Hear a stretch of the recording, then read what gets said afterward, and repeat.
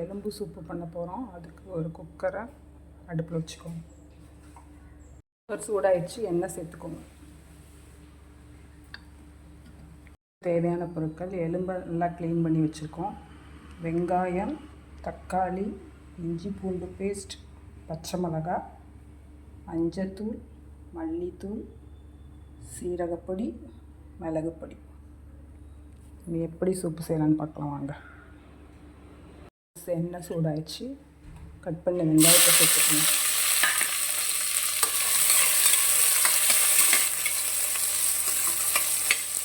வெங்காயம் வதங்குறதுக்கு உப்பு சேர்த்துக்கோங்க.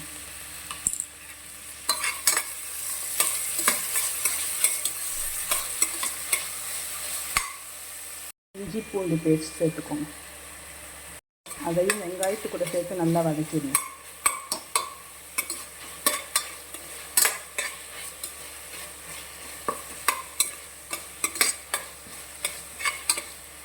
பூண்டு பேஸ்ட்டோட பச்சை வாடை போகணும், அது வரைக்கும் நல்லா வதக்கணும். பூண்டு பேஸ்ட்டோட பச்சை வாடை போயிடுச்சு. இப்போ தக்காளி சேர்த்துக்கோங்க.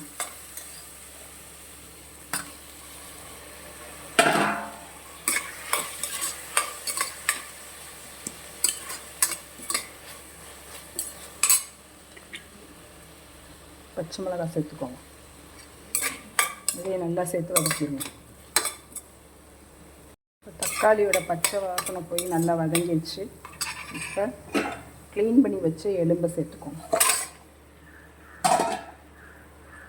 அதையும் நல்லா மிக்ஸ் பண்ணிடுங்க. நேரம் அப்படியே அடுப்பில் இருக்கட்டும்.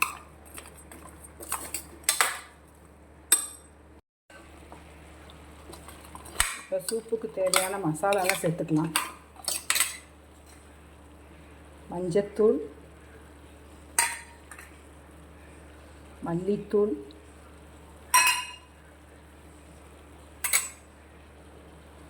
சீரகத்தூள், மிளகுத்தூள் எல்லாத்தையும் நல்லா மிக்ஸ் பண்ணிடுங்க.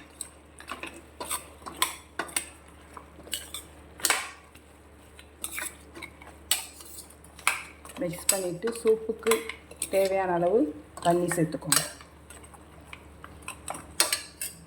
சேர்த்துக்கலாம்.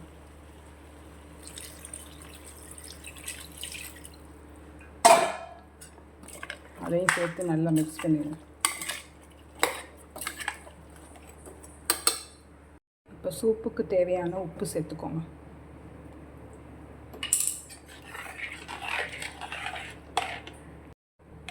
மல்லித்தலை சேர்க்கணும். என்கிட்ட மல்லித்தலை இல்லைனால சேர்க்கலை. இப்போ குக்கர் மூடியை போட்டு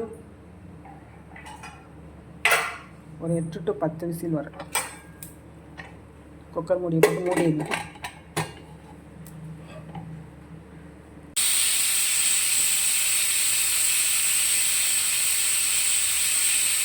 10 விசில் வந்துச்சு, அடுப்பு ஆஃப் பண்ணுங்க.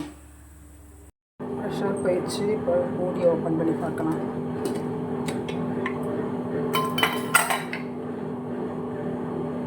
சூப்பு நல்லா ரெடி ஆயிடுச்சு. இப்போ நம்ம 1-2 நுணுக்கி வச்ச மிளகுத்தூளை சேர்த்துக்கலாம். சுவையான எலும்பு சூப்பு ரெடி. தேங்க்யூ.